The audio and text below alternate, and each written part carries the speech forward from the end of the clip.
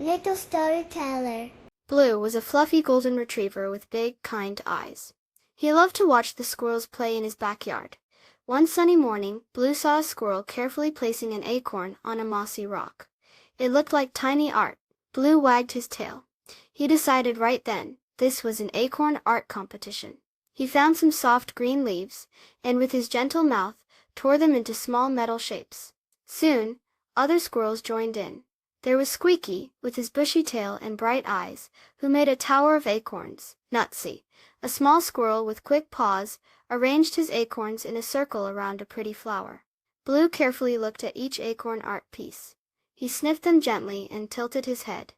It was hard to choose. Each one was so special in its own way. Finally, Blue gave a leaf medal to Squeaky for his tall acorn tower. Most creative nut placement. He gently placed another leaf medal on Nutsy's circle of acorns around the flower. Prettiest flower frame. The squirrels chattered happily, holding their leaf medals. Blue wagged his tail, feeling happy too.